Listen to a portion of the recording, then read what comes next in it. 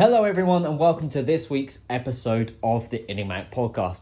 As we're still in quarantine, I'm still your host, Andros J, and today's a little bit more different. Today I've been really lucky to sit down and sit with the UK's brightest talent that is currently being produced. I'm sitting down today with Ted Sabin. Now, Ted's a great guy, he's absolutely awesome. He's definitely the future of the UK at some point. He's super talented, super acrobatic, really nice. I had the luxury of working him a couple of months back before my broken leg.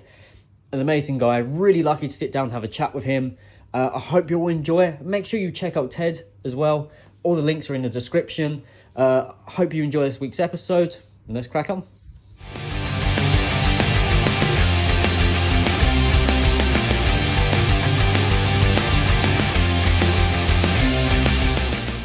Hello everyone, today I am with Ted Sabin. How you doing, bud? I'm good, how are you? Yeah, not too bad. So first question, jumping straight into this, and it's usually what I start off most interviews with, is what's your first memory of wrestling? My first memory, I was probably around like 6 or 7 years old. Right. And my mate showed me like the video when Mark Henry and Big Show done the big suplex off the ropes, like broke all the ring. Oh, okay. I saw that and I was just like, this is just amazing. Some big boys, and yeah. Yeah.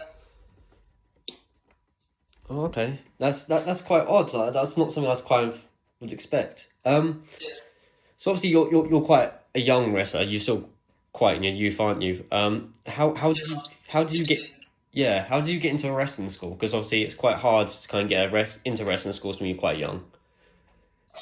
Basically, I went to a Dropkicks wrestling show in Brentwood. Right. They was like, oh, like, do you want to be a wrestler? We've got a training school in Purfleet. It's like all ages welcome. So I was like, oh, yeah, I'd love to go. So that's how it started. Okay. And how long have you been doing that for? I've been training like since I was 11, so just over like 5 years. Jesus. Just about 5 years, yeah. It's a long ass time. Yeah. Man, that's mental. And recently you've been getting quite a bit of buzz about you before the lockdown went down. You know, you're just getting booked in quite a few places, weren't you? Yeah, I started to get booked for companies like British Heritage and the London Lucha League. Yeah. And I've said I've seen your stuff, and I've been lucky to be in the match with you, and you're very talented. So it's good to see someone as young as yourself get out there. Thank you. Yeah. So what I did want to ask is, because obviously being such a young age, and when I started, I was around your age now. Was your family supportive of your decision going into wrestling? Because not a lot of families are. A lot of families are kind of a bit, you know, they don't really like you going into that sort of stuff. Yeah, my family were really supportive about it because I tried so many other sports like football, badminton, tennis, and none of them was just for me. Right. And they saw something I was really into and I was really like invested in. Yeah. And they was happy about it. Like they wanted to push it more. Yeah. Man, that's absolutely perfect. That's exactly what you need to hear. And I assume they come to some of the shows as well?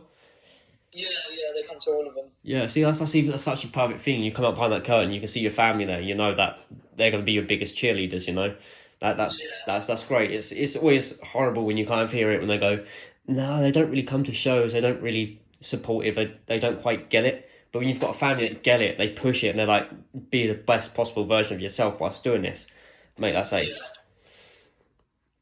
So obviously you said Big Show and Henry was the match that kind of inspired you to get into wrestling in a sense. But what I did want to know was, is there anyone that stands out from your past, from your childhood, that was kind of like you idolised a little bit? That's one that you could kind of look up to and go, I want to be sort of like them when I grow up. Yeah, when I was when I first started watching wrestling, I was heavily like invested in Rey Mysterio. Right. Because for ages I was like, you know, getting like picked on for being a small guy, and I saw Rey Mysterio was smaller than everyone, so I was like, all right, I want to be like that because he's small and he can still beat people.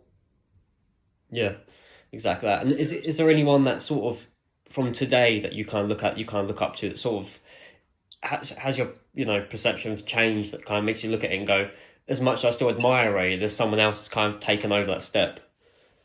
Yeah, at the moment, I'm heavily inspired by a lot of Will Ospreay's work. Okay. Yep.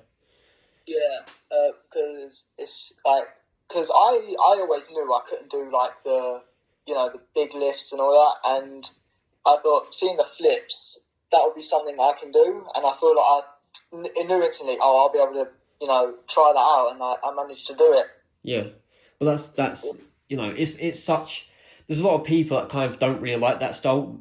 Personally, for me, I've always loved it. Like I loved Will. I was really lucky to spend so much time at IPW with Will. Before his career really took off, so I feel really, really I had that luxury to have that with Will. But yeah, like you're absolutely fearless. Like the stuff that you can do acrobatic wise. Like I've got Eden from my team. I kind of like look up to you guys. I'm like, yeah, I wish I could do that, but there's no way my fat ass is getting over my head. Yeah, because I remember I actually trained with him about a month, 2 months, in February at the London School of Lucha Libre, and it was an absolute honour. All right, really? Yeah. Cool. That's as I said, he's such a nice guy. Like a lot of people think he's somewhat of a cocky prick. He's not. He's such a lovely guy. Honestly, he was so straight up honest with me, and it really made me look at the wrestling in the way I should have.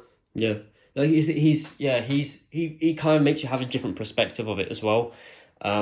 Being from that flippy athletic side, I grew up watching again Mysterio and the Hardys and all that, and kind of thinking, well, this is something I want to do. And at IPW at the time, there weren't really many high flyers. There was Maverick Mayhew that I know that you know. And when I first started getting into wrestling, he was a few years in, and he started teaching me a few things. And then when Will kind of was around for a while, he really kind of helped a lot of us young high flying guys. Yeah. So yeah, that was always really cool. So you've done quite a few matches so far, and do you have a favourite that you've done as far? Is there one that kind of stands out that you kind of go, yeah, like that's probably the best match I've done so far? Probably my best match I've done was when I faced Bowman at the London Lucha League Family Friendly Wrestling Show. Okay, and how was that? How was that experience for you? It was amazing because I've always wanted to wrestle for the London Lucha League. I've always wanted to wrestle in the Resistance Gallery. Yeah. And it was amazing because Will Ospreay was actually watching the show. Oh, really? On the stage. Yeah, and that made me try so much more. I pushed myself so much higher. Yeah. So I was like, yeah, I've got to try this as hard as I can. I even push myself to normally. Yeah, that's insane. To have the actual hero sit there and watch your match, it's going to make you work your arse off. Yeah. And Lucha League as well. It's a really, really good place. I've got a few mates of mine that wrestle up there, and it is they're next level guys all up there. They're really, really good. So the fact you managed to be up there and work with them is really, really cool. Yeah.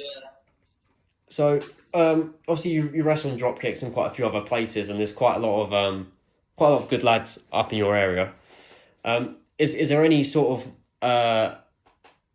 funny moments? Is there any sort of locker room pranksters that kind of really stand out to you that kind of make it a bit more easier to settle the nerves backstage? I'd say with jokey, funny guy, it's probably Charlie Brooks. Yes, Charlie. He's one of my best friends, and legit every time we hang out together, we always have a laugh. Yeah. It was also the same with Callum Newman. Oh, right, okay. Because I don't really see him as a friend anymore. I see him as my older brother. Right. Because he's helped me so much. He's always made me feel better with things. Yeah. Yeah, I haven't had the pleasure of meeting Callum yet, but I have seen his work, and the guy is fucking next level. He is so good. I've seen a lot of his stuff up at Lucha. I'm like, man, this guy is gonna give him a few more years, and he's gonna explode. He's gonna be everywhere. As for Charlie, the Brotherhood, them two are really, really funny guys. Really funny. Me and Dominic came up to you guys at Dropkicks. To be fair, we're both shitting it. We haven't travelled in a while. We haven't really... we kind of settled down in one company, which we hadn't done for a while. And we get there, and it was the worst day anyway, just trying to get there. and instantly, like, you three just made it feel just so comfortable just being there. And then seeing previous people we've worked with made it a bit easier, but it's always cool to see that. Yeah, because I remember you telling me you got like stuck in quite bad traffic, didn't you? Yeah, it was ridiculous. Like, we went to get on a train from Maidstone up to you guys, and as we're waiting for the train should have taken us pretty much just straight to you guys. That train got cancelled because someone got hit by a train. So we had to take about 4 or 5 different trains just to get to London, and a few more to get to Essex, and then the underground to somewhere else, and then a few taxis, and we eventually got to you guys. It was just an absolute nightmare. It was horrible. But at least it's remembered, I guess. Yeah. So, yeah. So obviously we're currently in lockdown and all that, and this is obviously a good way that we can kind of get you out there a little bit more and get your thoughts out there as well. But obviously it's not great that everyone's missing training, we're all missing shows and everything. But is there anything that you've been doing in lockdown to try and better yourself to get back to where you want to be, and what is it that you're exactly going to be aiming for when you come back? Well, because I, like about the first week during lockdown, I ordered a crash mat. Right. Because I wanted to try a lot of like other moves and like certain like flippy like spots. Yeah. You get what I mean? Yeah. Yeah, I've been practicing a lot of them for like when I come back to wrestling. Yeah, that's cool. When I lived in a different place, I had a crash mat, and it was constantly every other week I had Dominic over. It was constantly trying different spots, trying different moves to try and better ourselves. So it's good to see that everyone else has that mentality as well, because it's definitely needed. Otherwise, everyone's just gonna go mental. So when everything does go back to normal, and as much as normal can be, is there anyone specifically you're kind of looking to lock horns with? Is there anyone specific that really stands out that you kind of want to get in the ring with? Yeah, at the moment I've got like 3 people in mind. I've got Danny Black, Right. Joe Lando, and Callum Newman. Them 3 I would love to wrestle in a match. Right. I've only had the pleasure of meeting one of them, and I trained with him years and years ago.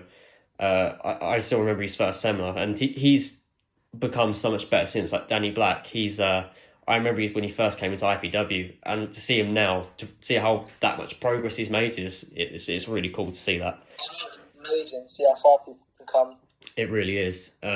Makes you feel old as well, to be honest. Yeah. Really old. So those 3 guys, without a doubt, I can probably see that happening easily. I can see those matches happening without a doubt. And with your level and skill, you guys can put on some banging matches easily if you manage to get them. There's no reason why you probably can't get those matches, to be fair. Yeah, I'm just trying to put myself out there like more and more. Yeah. Yeah. No, obviously it's quite hard at first, but once you start to gain that following, it becomes so much easier. But it's just doing the right things, and hopefully getting you on here will show you to a different audience down in a different area of England as well. So hopefully get your name out there a bit more. Yeah, thanks for that. No, that's cool, man. So obviously what I have seen is on your Instagram and all that, you've been putting up a lot of progress pictures. Like you've really built yourself up a bit more. Is there anything that you particularly been doing like weekly or daily to kind of change your routine up, do things a bit more different from what you were doing previously?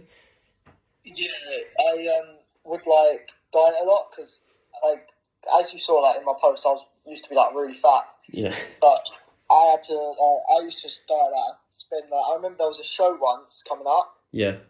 And about like I spent the whole like month before the show not drinking any fizzy drinks, not eating chocolate or nothing like that. Yeah. And that was so hard to do, but it was worth it because that really kept me with the physique for today. Yeah. It's such a hard thing to do, is just to cut all the crap out. Especially when you want that so-called cheat day, and it's like, because you haven't had it for so long throughout the week, then it gets that cheat day, you kind of start to overdo it. So that entire week you've been good for, you just put it all back on, just in that one day. Yeah, that's how I was like, at the beginning of lockdown. When it first started, I got really bored and hungry, and I just started like binging. Yeah. That's sort of the point I got to as well. I admit that. myself and Dominic say we're the chunky boys of Enigmatic because we're not quite as slim as we used to be. As Dominic always says, it's bulking season, but it seems like his bulking season just hasn't ended, to be fair. So, yeah.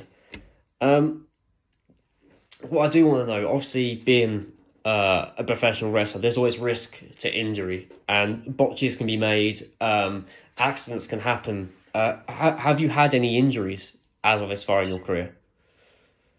Surprisingly, the most I've really had was a minor concussion at the show because basically I went to go to do an Oz cutter on Bowman. Right. And he got out of the way, reversing it, and I basically smacked my head on the floor a bit too hard. Ouch. Yeah. Yeah. And how did that sort of affect you? Did it kind of knock you back, or did you kind of just be like, oh well, shit happens sort of thing? Yeah. I just kept put up with it. Yeah. It's obviously when I spoke to the Brotherhood, and one of them was just getting over a knee injury, I think it was. Yeah.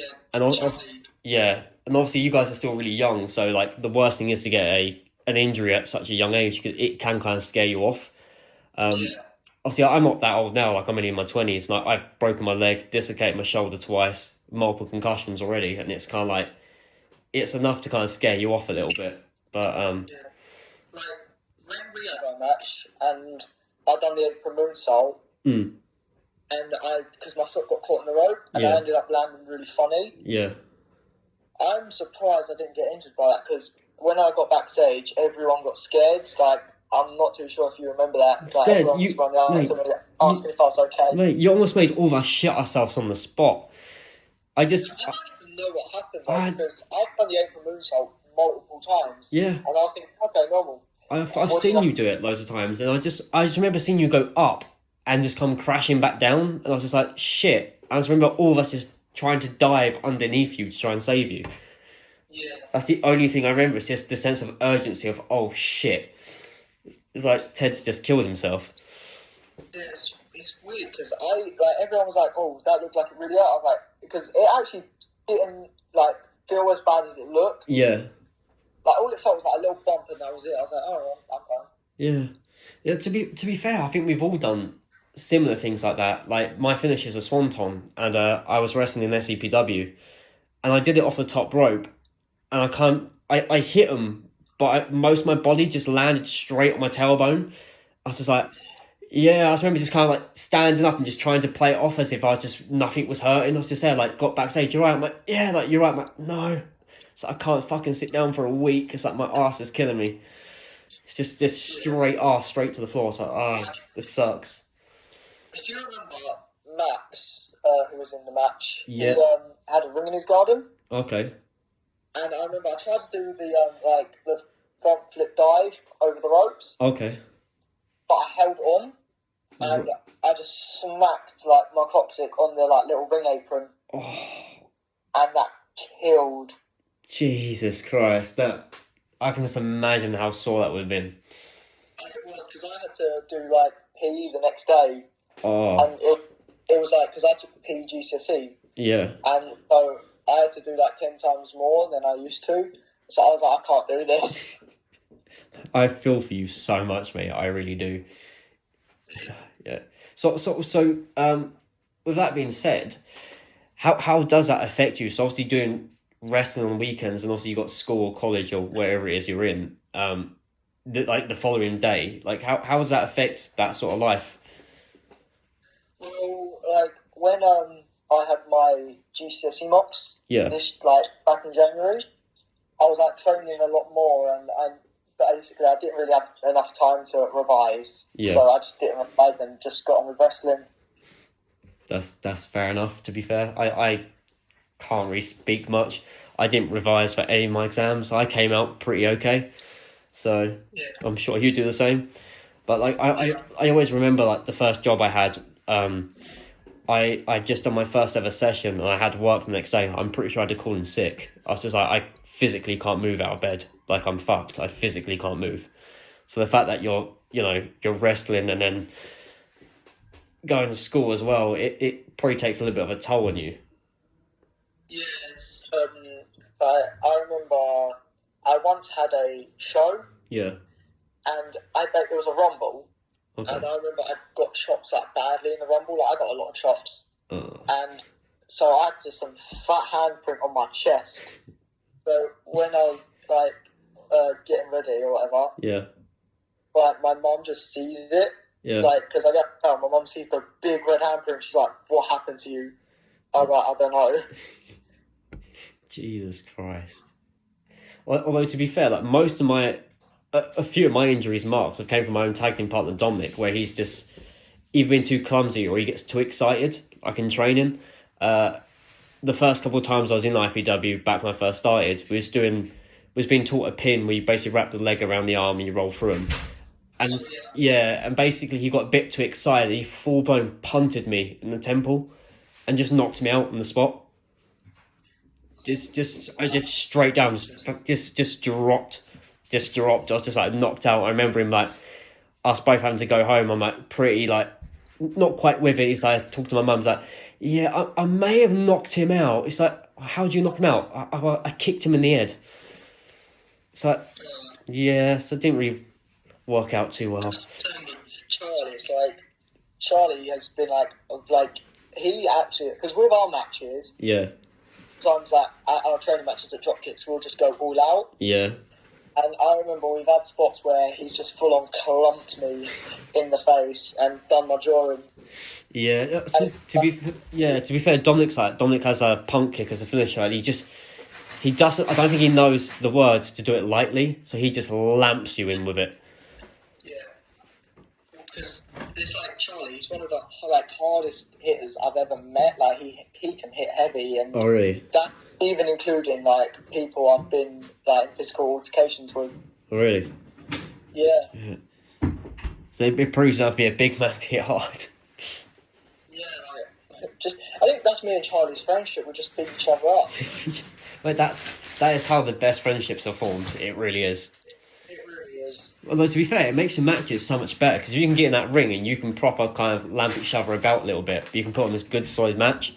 That's what I love personally. Like me and Dominic's never actually had a singles match together on a show, but in training we have, and we've put on some. I personally think some banger matches together, because we just don't know the word stop or the word no. Me and Charlie. That's the same with me and Charlie. Yeah, and the easiest thing is because me and Dominic have literally grown up together since babies. Like we the chemistry we have is just next level, so it makes it so much easier if we're tagging or if we're actually against each other. And obviously the fact you and Charlie are really good friends definitely helps in you two having matches against each other.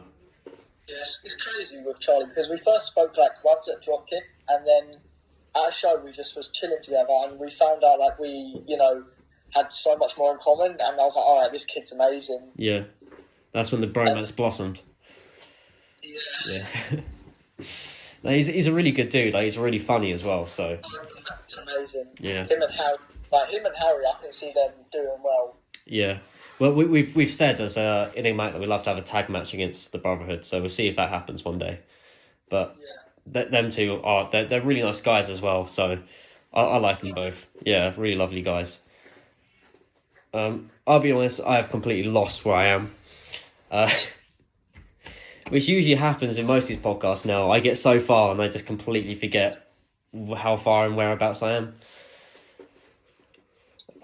So in an ideal world, where would you want to see yourself within 5 years? What's the aim? I really would love to go to Japan to wrestle. Okay, Japan. Like New Japan or what's the other one called? DDT. That's it. DDT. Yeah, you got Dragon Gate, Noah. There's loads of them out there. Yeah. Or I'd love to go to America to wrestle for somewhere like AEW. Yeah. It's very, very fit into your style, AEW. Very fit into your style. And also train with at Hostel. Yeah. That's got a lot of the NXT UK people there, like Nick Daniels, Sid Scala. Yeah. So I was hoping, if I'd love to go to NXT UK to wrestle and all. Yeah.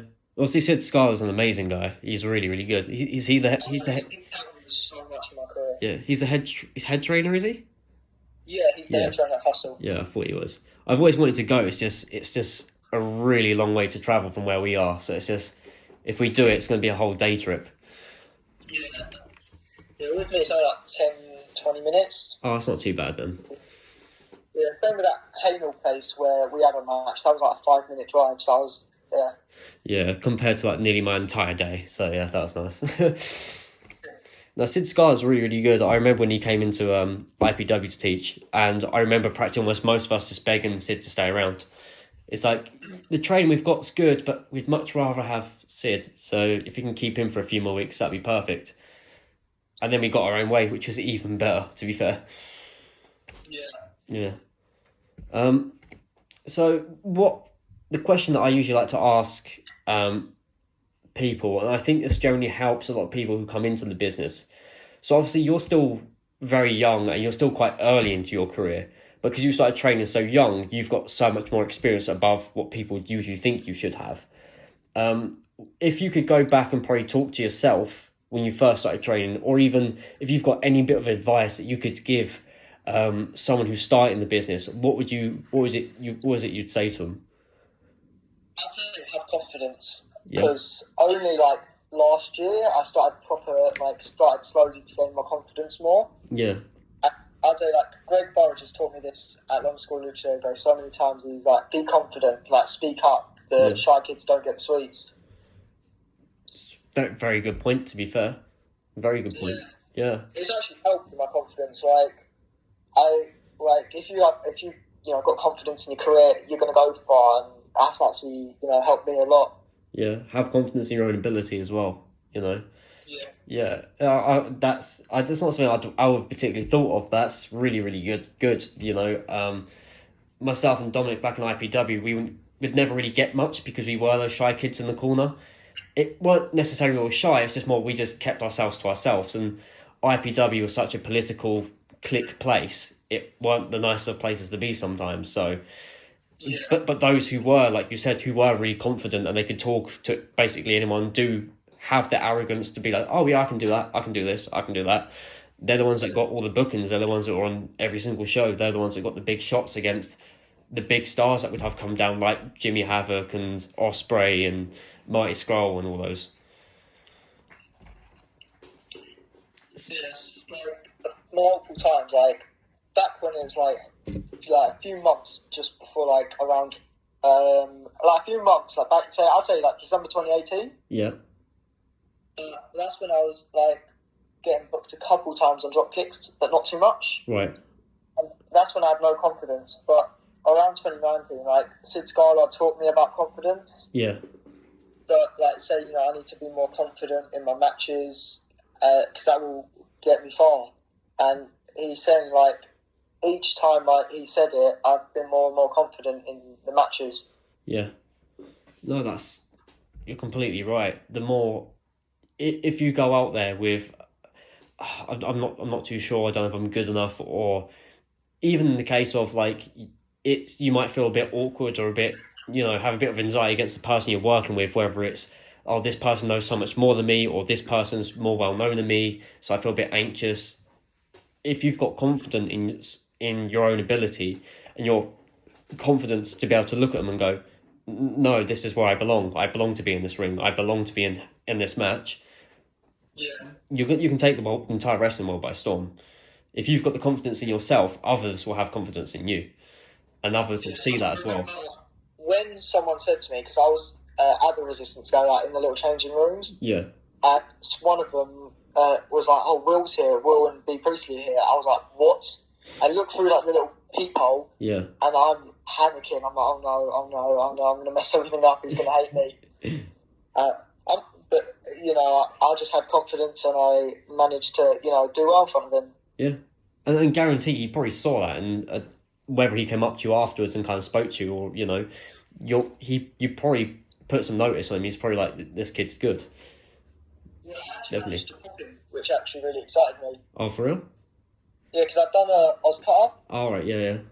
Bowman kicked out, and everyone's just saying, like, because Costa K, because the commentary at the Lucha League shows is like live commentary, so you can hear it because they do it with the microphones. Oh, okay, that's cool.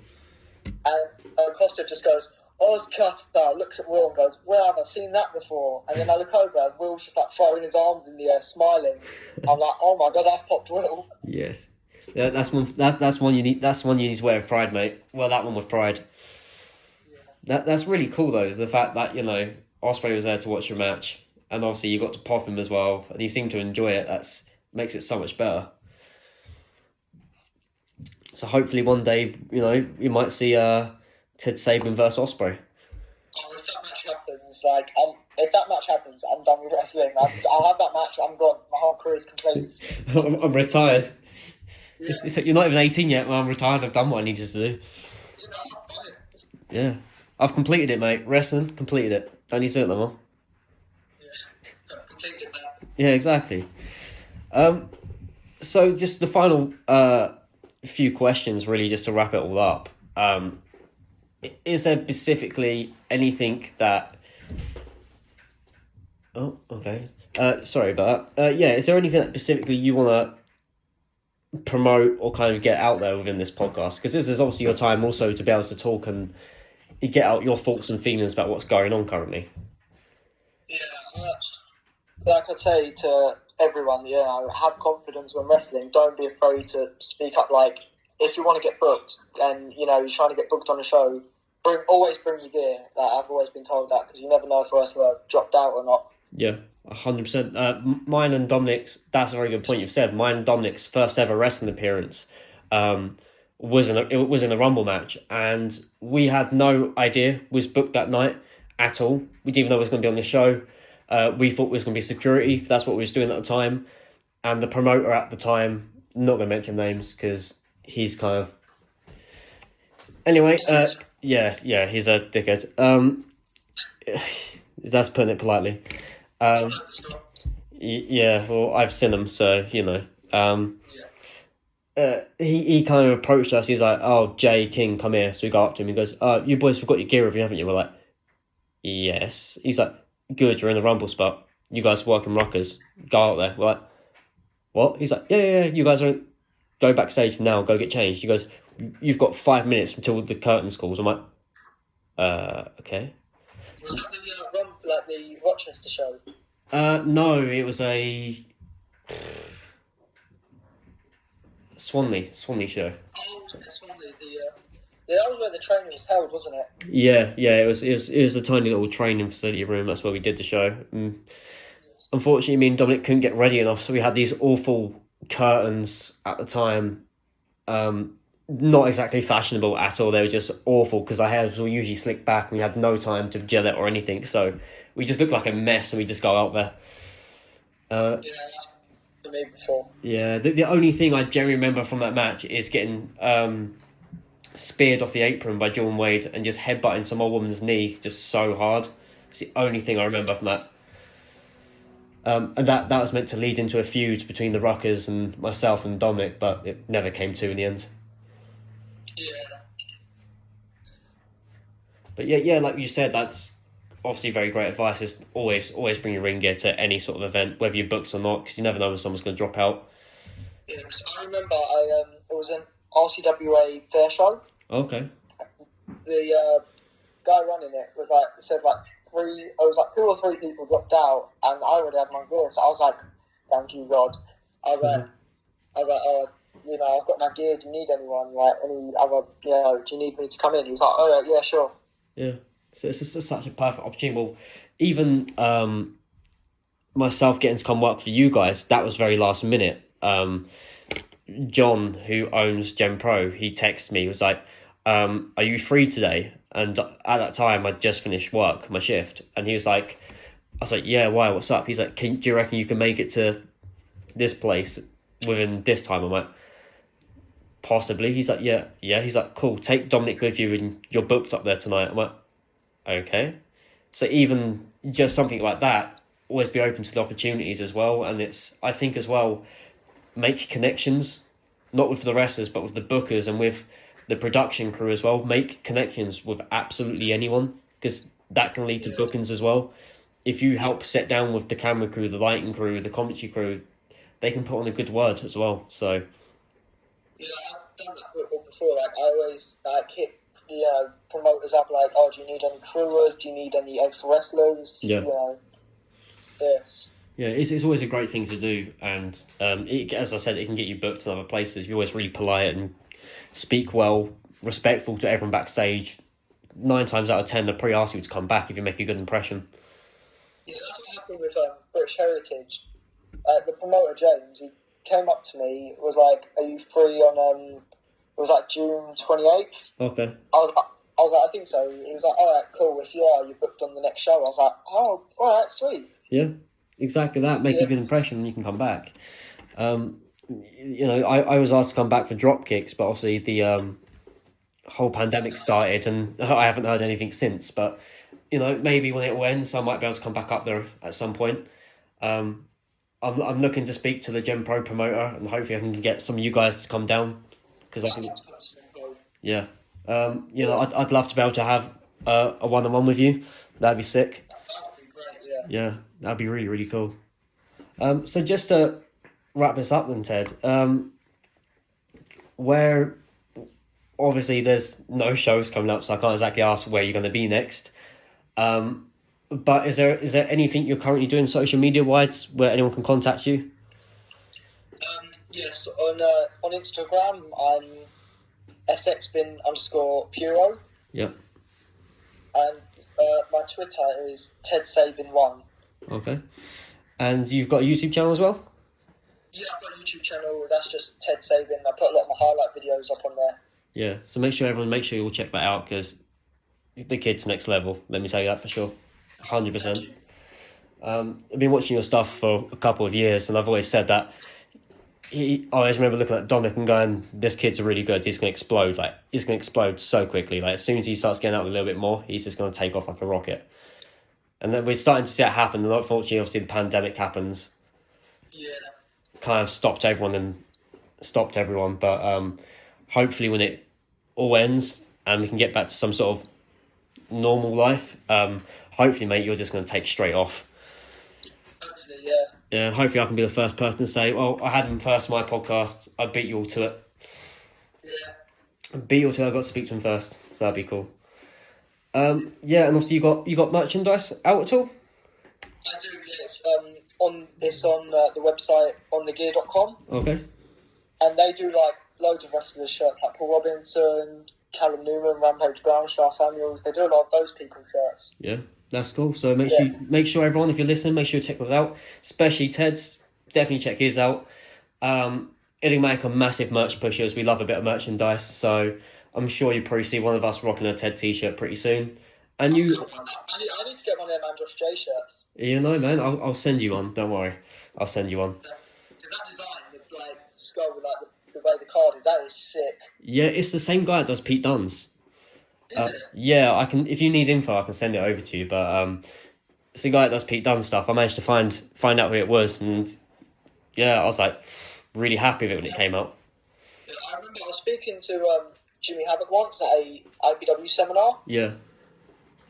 Back in September, just about a week before our match, actually. Oh, really? And I asked him, where did he get the thingy comic shirt he had, the Murder Comics. Yeah. I asked where did he get that from, and he showed me, where he got it from, and told me just to contact them because they're really good. Yeah. Again, like we just said earlier, it's all about your connections.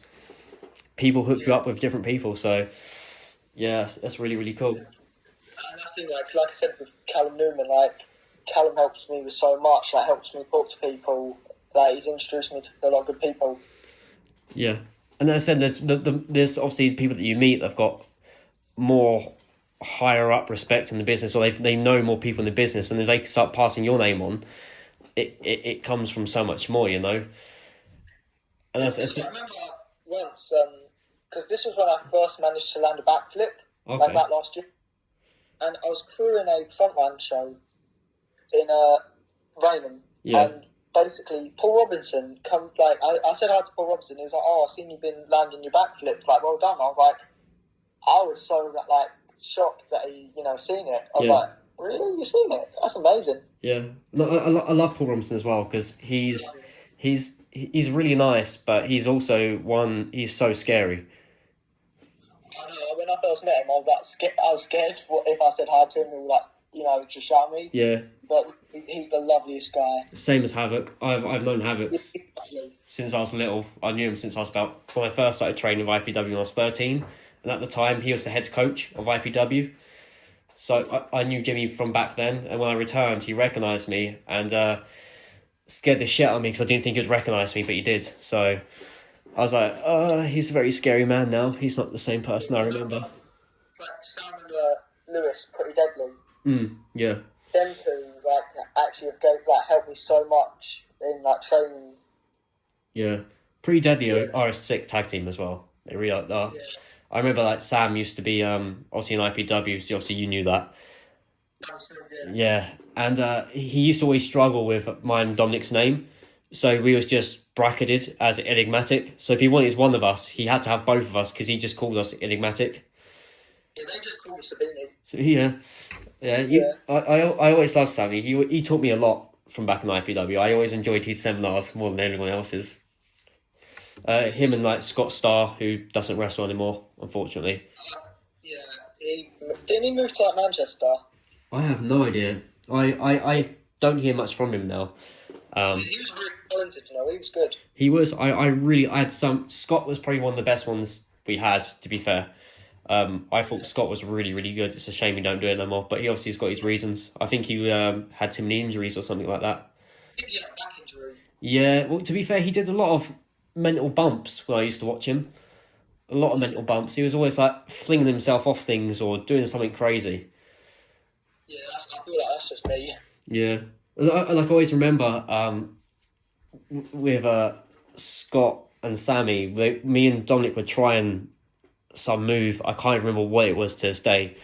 I just remember Scott just completely just stopping us midway through. He's like, no, it's more like this, I'll show you. And he just grabs this random trainee who's minding his own business, throws him into the ring. He's like, we're practice on you, mate, yeah? And this poor kid just has no choice, and we just start beating him up, basically. That's me and Charlie. Whenever I'm at dropkicks, Charlie will come up to me can I try this on you? Or I'll go up and be like, can I try this on you, mate? And we end up just hurting each other. But it's just funny. I remember he was like, can I try? You know the Paul Robinson curb stomp where he does it double foot? Yeah. He was like, Ted, can you come here? I want to try this cool move on you. I was like, what is it? He's like, just get in this position, and then just full on gave it to me. I was like, oh god. Cheers, mate. Cheers for letting me know what it was. Yeah, that's me and Charlie's friendship. We just beat each other. The more we hurt each other, the more it shows we care. Yeah. To be fair, then you both know what each other's limits are as well. It also toughens you both up a little bit more, I think, as well. Yeah. No, I absolutely love hearing that, man. I really do. Same like Callum, when because Callum's got a ring in his garden. When I've been round there, he always go, oh yeah, can I, he's like, oh let me try this. And he just flings me up in the air because I'm really light. Yeah. To be fair, when me and Dominic first started at IPW, we were footballers, so we weighed literally nothing, and they had some very, very big boys back in those days, and they just saw us as just bump monkeys. They're like, oh boys, come here for a second. Let me try this. It's like, okay. It's exactly the same with El Nino. Because me and him, at dropkicks, it was always me and him getting thrown around, getting all the big moves tried on us. Yeah, it's because the big guys love it because you're just so light, so they can just do anything they want. Yeah, I remember we was practicing Rumble eliminations at the Jimmy Havoc seminar. Yeah. And then he just looks at me and goes, no, I'm not doing it on you. I'm just going to gorilla press you. I was like, all right, sweet. Yeah, it's always really fun. And then then it gets to the point of you're literally I really need to start packing on a bit more size so that I'm going to get a little bit too heavy for some of the guys to do this. That's what I'm trying to do. I'm trying to build up some more muscle. And then, then you can start throwing them around instead. Yeah. Come here, mate. I need to gorilla press you. Come here. F5. Exactly. Well, I just want to say thank you for coming on, Ted, taking time out your day to come talk to me. That's cool, man. For all the listeners that's listening out there, seriously, please check out all of Ted's stuff. I'll put links in the bio. Make sure you check him out. And if you're in the area when the shows start up, make sure you go watch him as well, because he's a really, really cool guy, really, really good. And hopefully we might be able to get him down at Gen Pro at some point. Hopefully. Fingers crossed. Well, is there any last words you want to say at all, Ted? Not really. That's cool. Suits me. I've been Andros J. It's been Ted Sabin. And thank you for listening, everyone.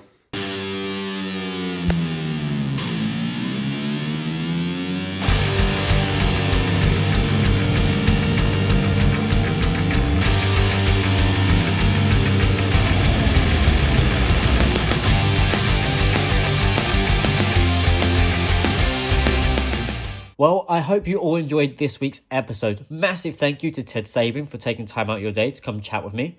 I really hope you all do go check him out. He's a great guy. All the links for his social media, his YouTube, Instagram, Twitter, everything will be in the link below, so make sure you check that out. But now it's time for my favourite part of the week, which is Match of the Week. This week, I'm going to chuck it over to Dominic King, and he's going to tell you exactly who is his Match of the Week. Hey guys, Dominic King here with your Match of the Week. This week I've chosen a match that many people won't know. It's very much a throwaway match from Raw 2013 against Cesaro and Cara. But for some reason it is still one of my favourites. And I hope you enjoy.